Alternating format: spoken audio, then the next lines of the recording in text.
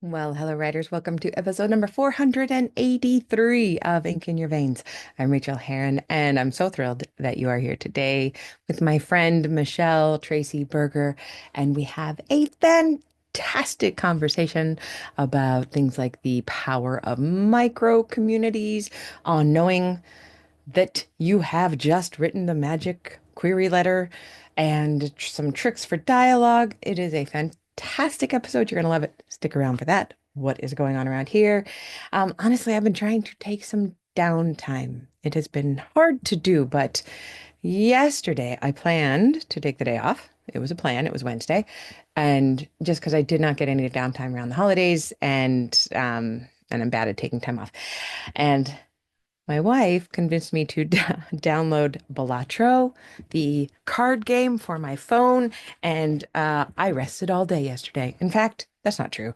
I went swimming and I went for a walk and I saw a friend and I went to my sister's house for dinner and I made some bread. What else did I do? I did something else in there that was good and a part of a full life. Played with the kittens. But what I also did was play that video game, and it was awesome. There is a point in my life when I cannot play video games of any kind on my phone or anywhere else because I get a little bit obsessive. I'm not there yet. Balatro does seem to be one of those games that you can just put down and walk away from. It's not trying to, apparently the guy who made it, or the person who made it, is anti-gambling, anti-making games into bright, shiny things that you can't look away from. Uh, there's no ads. It's not trying to get you to buy anything. It is more expensive to download, but then you just play it and it's a fun card game. And it was so relaxing just to listen to music and play a game. So I was doing that yesterday. That was lovely. What else? I've been playing with kittens. I have been playing with and working on the book that is at this moment called Ephemera, which is the that historical New Zealand book, and it's just really fun. And I'm not going hard on it. I am just doing what is fun, doing what feels fun when it feels fun. I'm trying for 15 to 20 minutes a day. Sometimes it's more like a 30 or 40 because I get into it. But my only goal is four or more times a week, 15 minutes. That's it. That is my fun time playing on that book, and it has just been delicious. What else? Oh, I just got big news. It is not really writing related, but it is kind of. I'm going to be going to Manila in March for an absolutely not book related thing. I have a genetic condition called hereditary angioedema type 3, which is incredibly rare. It's a break in the genetic sequence that can be life-threatening, and I have all sorts of special medicines, and it was very hard to diagnose, and I've had it my whole life. And There's a conference who wants patients to go to it, and I'm 99% sure that I've gone to a couple of other smaller things, local things. They're put on by the what is it called? The pharmaceutical company. But they're paying for my ticket, they're paying for my lodging, they're paying for my food during the conference, and then I'm going to go over and stay a few days extra. I'm going to stay like a week extra because I have found that there are inexpensive hotels in Manila, and I'm just going to have a little writing retreat in the Philippines. I've always wanted to go to the Philippines, and I am going, and that's in March, and I'm so excited. So if anybody listening has tips on what to do in or around Manila. I don't think I'll get too far away from Manila, but you know what? I do have 6 days. I could go wherever I want now that I think about it. So we'll see. It'll be a grand adventure, and suddenly I'm doing that in 2 months, uh, or less than, oh yeah, 7 weeks from now. As of today, I'm going to Manila. I had not applied for it because I knew that I would be teaching then. 90 days to done. We'll be back in session. Do go sign up on that Google Doc that I have set up if you are interested in taking one of my 90-day classes because they sell out quickly. They will open at the beginning of February. If you're on that list, you will be notified first. I'll put the link to join that in the show notes. I will make myself a note to do that right now. Um, However, then I realized I could just teach from the Philippines. They have internet there. I will be able to take that morning and do my normal weekly teaching, and I can still access Slack and everything I do. And it would be silly not to go. And all expenses literally an all expenses paid trip to a country I've never been to. So I'm excited about that. All right. I am also super excited to get into this interview with Michele. You're going to love this. Here is Michele's bio. Michele Tracy Berger is the Eric and Jane Nord Family Professor in the Department of Religious Studies and Director of the Baker Nord Center for the Humanities at Case Western Reserve University. She has a secondary appointment in the Department of English. In addition to being a scholar, she is also an award-winning creative writer. Much of her work explores psychological horror, especially through issues of race and gender. Doll Seed, her debut short story collection of speculative fiction, was published this last fall by Aunt Lute Books. Please enjoy this marvelous chat with Michele. Please get some of your own writing done. I'm so glad you're here. Here we go. Well, I could not be more pleased to welcome you to the show today. Will you please share your name and pronouns with us? Michele Tracy Berger, she and her. I have been looking forward to talking to you for so long. I mean, probably more than a year, right? When you At first sold the at book. at least, yes, Because yes. when you That told me about selling the book, I was like, well, you got to be on the show. And I you am were the sure that at that point you were like, it's never going to happen. It's so far away. if I only knew the between the editing and the proofing, like how long it was going to be to get to you. But yes, you were the first person. You were all in. You were like, this is amazing. This is major, and please come on the show. And that was such a gift. So It I'm so is happy to major. be And here. I have worked with you in the past, and I love your writing. And I am just so pleased to see Doll Seed out there in the world. And as we record, it is November 21st, 2024. And it'll be later by the time it comes out. But the book has been out for about 6 weeks now, 7 weeks or so. So will you please tell us about like what it feels like to have your first book out there in the world? It feels so freaking amazing that it is made real. So the stories were they're 15 stories and they were published over a number of years. And then I wrote a couple of new stories. And so to see them with their own life in this beautiful package, it's just been amazing. It is an And I think, incredible cover too.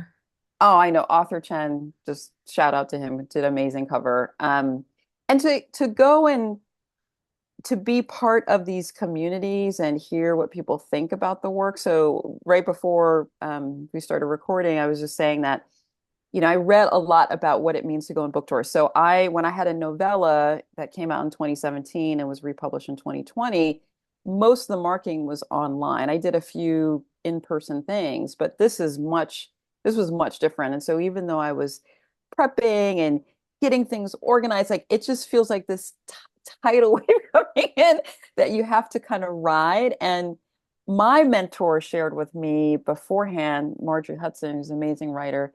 She said, when you go on book tour, it's like where you go, you develop a micro community. And I never heard anyone talk Mm. about it because she's like, you'll meet writer friends that if depending on what city you're going to, you'll meet, booksellers, you'll meet readers, but you'll also meet new writers. And she's like, you just kind of have this micro community that then will carry you to the next location. It's almost like it sort of gives you energy and then you kind of take that to the next place. And I just found that to be really beautiful and really true. That is a gorgeous thing to say, and it makes because I get very nervous around any kind of book tour, anything. It just makes me almost physically ill sometimes when I have had to do things. But to be thinking about it as this micro community that you're building, I'm thinking particularly of I think it was Columbus one time when I was doing and I've referenced this Mm. before, but I showed up for a reading and it was my worst nightmare that like three people showed up and nobody else. Like the bookstore was closed, so there weren't even like browsers. It was just three people, and I don't even one person would have been easier for some reason. Like, but three people just felt so small that I just canceled the book Mm. signing and the talk, and I said, let's go to dinner. And Mm. me and the three people who came and the two booksellers, we went around the corner to this restaurant. There was no book business, but we just hung out and had dinner and I paid and we just and I'm still in contact with those people. And it was a micro community for especially for that night. For that night, it was just the most gorgeous time together. And the worst nightmare became one of the best nights ever. What was your favorite moment while you were on book tour, seeing that micro community? Well, let me just say one of the things that I was reintroduced to, the idea that whomever shows up is the right person, right? Yeah. And so you as the author, because I think we can get into our head about, various expectations, your certain writer friends are going to come, or, the booksellers like, oh, we have these people sign up for the talk. But then you just really never know. There's weather, there's, And I'm always all worried I'm sorts not of going to things. sell any books and the booksellers will be Right. mad at And me and right. And then they'll hate me. And right. And they'll yeah. and then also like people are taking pictures. So you're like, oh my goodness, the audience doesn't look full. So right, all of those things, you're tracking that. But at some point, and I feel like I've learned this because I do events in other parts of my life, that really when you are know that you're there really to support the energy of the work and you're bringing that forward, then it's whomever is there are the right people. So I feel like Yeah. that I was reintroduced to that. I would say one of the best experiences, or really powerful experiences. One of the ways that I know you is because I was in your class for several years and developed through your community amazing group of writers that we still meet online, and we've met in person. We call each other the BAMFs. Just shout out. Shout out the Vamps. um, Many of those folks live in California, and my publisher, Aunt Lute Books, is in California. So we started the tour there, which I Mm. have to say was really powerful because it was just a different experience. I was living in North Carolina and then moved to Ohio, but to start someplace fresh, right? In some ways, right? And so many of the wonderful people that I know from BAMS came out, and it was just this amazing experience to see them all again, and to be they met the executive director, who was I was in conversation with her at many of the events. So it was just beautiful, and like friends who I've known for 30 years who live in the Bay Area. So that it was like a 4 day, like I did 3 events in San Francisco, one event is in Wow. Oakland. And Wow. I have to say another secret, Rachel, if I can say, lavender pills. My natural health provider Love said, that. lavender pills, who knew? Food grade lavender pills, they are anxiety reducing and mood enhancing. And Mm. it was very helpful. It was I very helpful. adore that. What bookstore did you go to in Oakland? Um, Remember? we did actually chapter 510, which is a Oh, I youth love 510. community center. And one of the things that Isis Ozari, who's the executive director of Aunt Lute Books, she also runs Sister Sci-Fi. And she was came up with this great idea of putting together vending machines and putting Afrofuturist books in them. So at chapter 510, there is a vending machine that has Afrofuturist books, and Doll Seed is in there. Because And in it's the just, it's amazing. So next Oh, time you go, I just got goosebumps thinking about your book being in a vending machine. I think that is incredible. Oh my goodness. she's incredible. Thank you for like taking us into this too, because I just think there's nothing more exciting than being able to sit with that joy of this first full collection being out there and out in the world and also celebrating it and being celebrated for having written it. Can we talk a little bit about your writing process? Because you are a very busy person. I don't know how you do all the things that you do. Says And another you very busy person. Yeah, but I feel like my life is way easier to manage than yours, and you still get so much done writing wise. How do you fit it in? Where does it happen? I am one of those people now that this is not for everyone, but I am a daily writer. After being kind of a bing bang all over the place, for me, it's about having not letting there's an ebb and flow to creativity, of course, but to not let things get so far away. And I Mm. used to keep a quote near my desk by the wonderful writer Barbara Shear. She was Oh personal yeah, I love transformation her. author. She wrote Wishcraft. She had a quote that said, that I kept, moods projects are very long, moods are very short. And I would keep that at my desk. And so the times where I didn't feel like writing or thought I could blow it off, like I just became someone who's like, okay, my mood might suggest that I don't want to do something, but I know that will change as soon as I sit down. And she also advocated if you can't write or do your creative project, just hold the project and walk around the room with it. Don't ever let the energy of it go. And I was like, I just love that. So I tend to be a daily writer. I adore that so much. And you are also one of those people, and this just came back to me that you're a collector of quotes and you've always got the best quotes Oh, at your fingertips. And that is going to be Rachel Says Wright's quote next week. That particular one, because I'm sure I've heard it before, but I don't remember it. And it's incredible. Moods are very short. Okay, so you're a daily writer. And where do you end up writing most of the time? okay. So I'm someone I need, ideally, I write in my home office and I like it to be quiet. I'm not someone that will unless if I'm editing, I can listen to like binaural beats, that kind of thing, but I I like those really too. for it's really kind of gets you in the zone, Mhm. but most of the time I like it super quiet. I just like to have, I'll do for academic writing, I'll do 50-minute sprints, but for creative work, if I can just get a nice 2 hour block of time, and sometimes I'll track myself, and you also share this a lot in terms of, pages, words, or, pages, Time words, in the or chair. minutes. Yeah. Yeah. And so sometimes I'll go back and forth between those three. Like sometimes I'm like, okay, I'll do 2 pages because I'm working on a scene, or I'll just write for a certain time. Or I do like doing word sprints from time to time, as you know. I do know you're so good at them. What is the most exciting thing about your process that you've ever realized?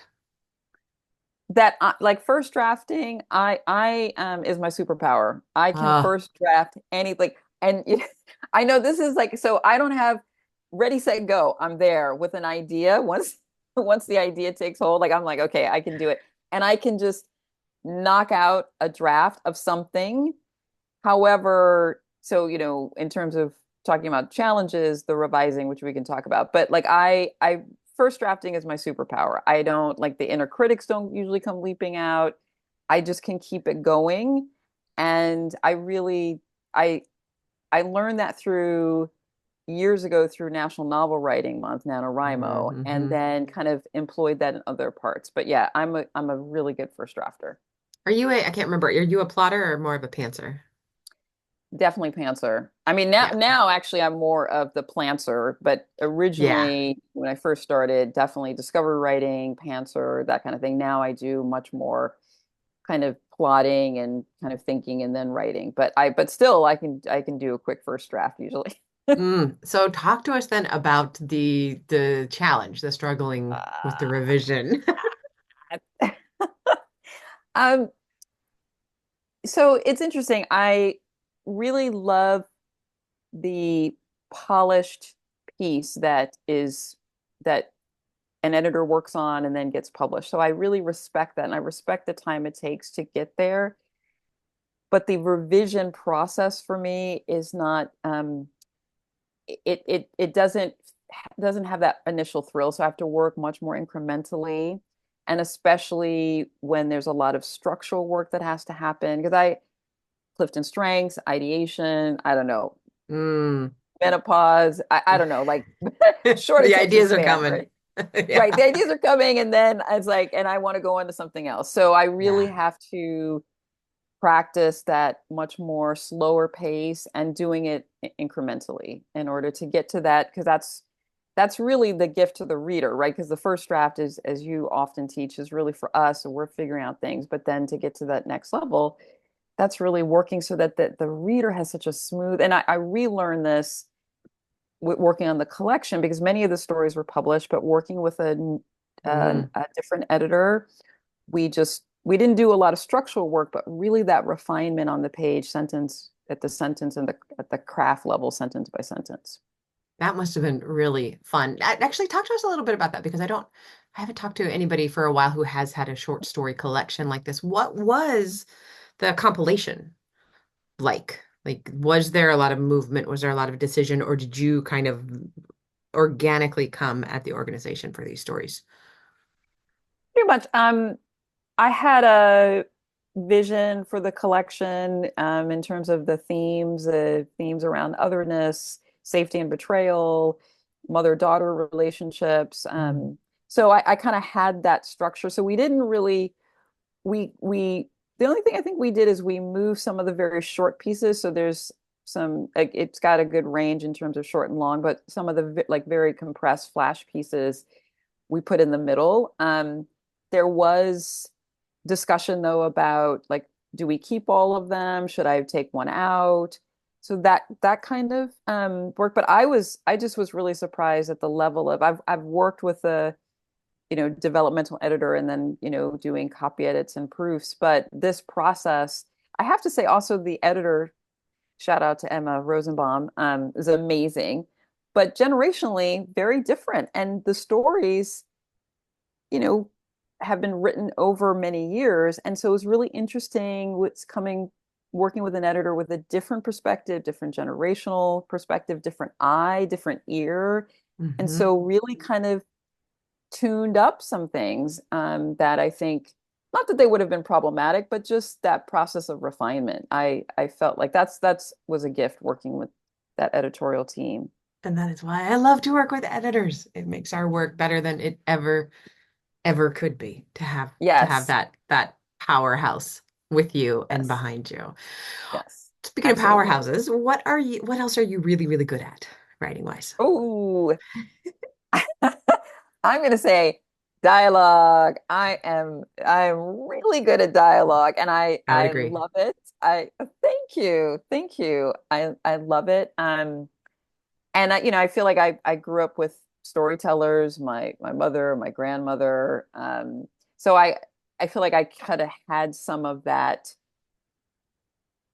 just kind of in my background, but I just really love dialogue. And I think I also do first person work Mm, really well. There's one story, I think there's one story told through first person. I think it's the first story, Nusia, about a young Black girl in the 1970s who wins an extraterrestrial, and she's looking for a best friend, but it doesn't quite go like that.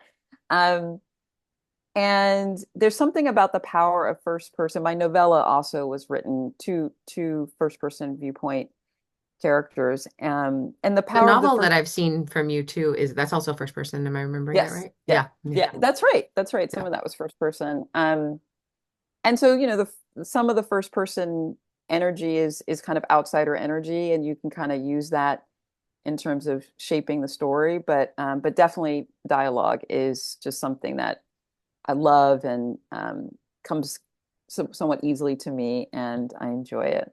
What if somebody was struggling with dialogue? Is there a tip or two that you could give them? Ooh, Kind of hard to ask absolutely. people who are naturally good at it because they're like, I don't know, I just do it. I could just hear it. It's true because when people say they're not good, I'm like, do you listen to people? Like, what's going on? But I would say run, don't walk, and go to the bookstore or order online anything by the wonderful Walter Mosley, who I think is one of the greatest living writers. I know you know his work. He's a master I've spoken with craftsperson. him, which is That's like right. not, I'm That's absolutely not okay that that happened. oh, Like I was not worthy of being on the stage with him. I this is so really feel that. amazing. No, that He's so conversation amazing. was so amazing. He's so Mm. amazing. And he writes across genres, but and actually I was gonna share with you. I like his work so much. And Jeff Elkins, who's a wonderful Yeah. person, he has the Dialogue Doctor podcast. I pitched him. I said, can we talk about, I was like, yeah, I want to talk about Dalsey, but I was like, can we talk about Walter Mosley and his work? So we actually did a whole thing on his Trouble is What I Do, which is a in one of his series. So we talk a little bit about it. And what Jeff is amazing because he breaks down very analytically about Walter Mosley. But I would say that's one tip is definitely read Walter Mosley because he does dialogue so well. And And I will then link to that show in the show notes here so people can go listen, go immediately oh go listen to that. Yeah. it was such a fun conversation. I would also say to look at plays and scripts because, plays and scripts are dialogue, focused. And so that's a good way to look at, okay, how can so much be conveyed through dialogue? And then straight up eavesdropping. I mean, like really going out and listening to people and not just assuming like, oh, well, this person is a professor, they'll talk like this, or this person's a nail technician, they'll talk like this, because really there's so much variation of where people are get their influences and how that shows up in their language. So I definitely recommend going and listening to people, and not in just like a cafe. Cafes are great, but like going Hmm. to lots of different places and listening to people. I just remember that I used to do this, that I would go places and actually try to catch as much conversation as I could by writing it down. Either if I am in a cafe, just like writing it all, or Yes. just on your phone. You look like you're texting, but you're actually writing what they're saying. And then later, you're not going to do anything with this. It would not be easy to go stick this in your work, but it is a thing to then analyze and look and see how did that work? Did it work? Did I understand what was going on? Was it convoluted? All of those things. Those are great. And can you tell the relationship, right? Because Yeah. it's also like when they like what's the relationship, what's the subtext, what's Yeah. direct, right? No, What's absolutely. the But tension level? What's the yes. stress here? Yeah. Oh, that's wonderful. Thank you. Um, can you please tell us about the kindest thing you've ever done for yourself as a writer? Ooh, the kindest thing that I ever did for myself as a writer was to do a 1 year commitment to writing every day on my blog, doing an affirmation. And it was in 2016, and it totally changed my life, Rachel. It totally changed my life. Now, were you writing the affirmation and then responding to it, or how did it I work? was writing a one sentence affirmation Mm, every day on my blog, hmm. and with no um, not a lot of comment around it, and Yeah. it was a practice, and I felt like at that point in my life I had the perseverance, I was submitting, I had skill, but I didn't have the kindness and self-compassion. And from doing that, and I'm a big believer in affirmations, I'm a big believer in um, if not positive self-talk, then neutral self-talk, because Hmm. most writers I know don't wake up going like, "Hey, I'm great," right? I did You know, so well yesterday. I'm going to do even better today. Yeah, hey, no, we don't do. people love my work, right? Like most of us do not have that inner voice, and so it taught me a lot about self-approval. I mean, it definitely people responded to it, which was lovely, but it was this practice that just allowed me to be much kinder to myself and really open up to inspiration, open up into more self-approval. So that was really one of the kindest things that That is a I did. gorgeous, gorgeous thing. And also knowing that you're going to have to do it every day makes you see the thing you're going to write the next day. It makes you, it's always present. It's like touching our work every day. It's always present and having those affirmations. What a great idea. Were you done with it at the end, or did you wish you could continue it, or Other people wanted. So I also at the time I loved the consistency and structure, which I was not as strong at. So just committing to a daily practice really, really helped. yeah. And I have gone on to incorporate more of that work in coaching and other Mm, things. So it's definitely lived with me, and I can't believe it was 8 years ago. And so there's part of me thinking, maybe let's update this on Instagram, or let's do something, fun. Because we all still need, good talk yeah. to interrupt all the negative stuff that's out there. I would love to see that. That would be cool. I'm not telling you what to do, but those are the kind of things I like to see. And then we need some positivity out there right now. Can you please tell us about a specific moment that you knew you had ink in your veins? Mm, wow. I would say that it was when I sat down to write probably the best query letter of my life to Aunt Lute Books. So I'll give you some context for that. So I had come close. So I'd been sending my collection out. I kept adding to it, and was getting honorable mention, but not getting published. And then a publisher had it, and then that was right. I think I submitted it right at the beginning of 2020. They had requested it. And then they were like, we don't know what's happening. Like, life is crazy. We don't even know how we're going to Right. support the writers we've taken on. So that passed, I kept working on it. And then I was getting frustrated and tired and like, I mean, I really believe in the work, but then Aunt Lute, I saw they were doing in July 2022, they were doing an open call for short story collections. Mm. And I knew, so they're a small but mighty in spirit press. They've been around for, I think, close to 40 years. They're feminist, they're intersectional. That's kind of their mission, is to uplift underrepresented writers. And they have And incredible people on there. I mean, Audre they have Lorde, they've published, like Alice Walker, Alice Walker. Yeah. and so I, as a women's and gender studies person, I had taught their nonfiction books. So when I sat down, Rachel, I know you have talked and you've talked about query letters, and you also teach about query letters. I it was like I was channeling. I was like, I am the person for you because I am intersectional. I do intersectional theoretical work. I've taught your work. And then I said, Yes. here's what you would gain by having a speculative fiction collection, because they weren't publishing a lot of fiction.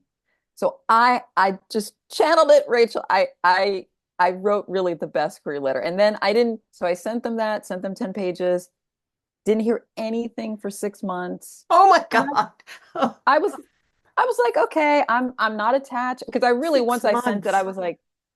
I was like, I'm committed, I feel like I made a good pitch. And then they were like late December of 2022, they were like, well, we got really behind, and they're like, oh, is the collection still available?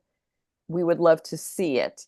And of course I was like, yeah, the collection's still available. Anyway, so that query letter, and then right after I sent the collection, they within 6 weeks, you know, the whole team voted on it and they moved it forward. So that query letter, And you felt it. that's You what I knew had ink it. in my You veins. knew it. I You knew that I was for knew it. you. I knew it, Rachel. I thought this matches so much of my of values. This matches so much in terms of what I could bring. I respect them, all of that. And I was like, if that's not meant to be, then okay, I've given it my best shot. Yeah. Oh, I absolutely love that story. Thank you. Thank you so much for telling it. My cheeks hurt from smiling. That's so good. All right. Would you please tell us about the best book that you've read recently and why did you love it? Oh my goodness. I actually have it right here. It's kind of funny. I'll just put that. Ooh, So it is Rosewater.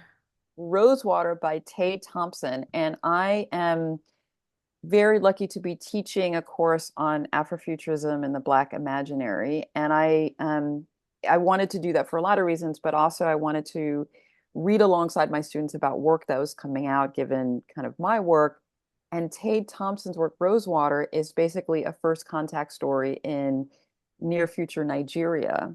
Mm. And the aliens, we don't, without giving too much away, the aliens have definitely transformed the world, but we haven't really seen them. So they've transformed the air we breathe, and it creates, we might say, sensitives or psychics.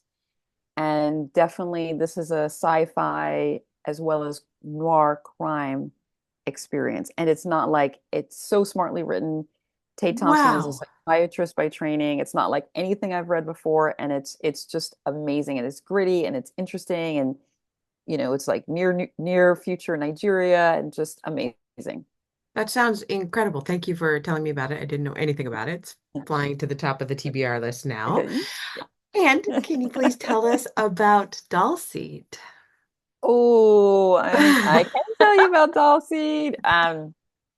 So Doll Seed, if I tell people, if you like Kelly Link, Dean Koontz, Little Octavia Butler, this collection has 15 stories that span the umbrella of speculative fiction. So we've got sci-fi, horror, magical realism, contemporary fantasy, and really it centers women and girls of color's experiences as they not navigate both external and psychic obstacles. And it's playful and provocative, and has a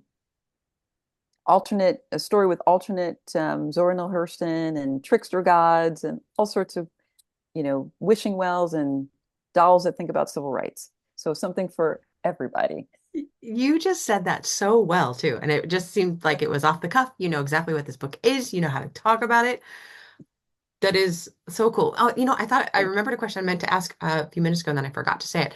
In terms of the length of the stories in there, you mentioned that there was some flash in the middle. Can you tell you. what was the shortest flash that you had in there? This is literally coming from nowhere but my own curiosity.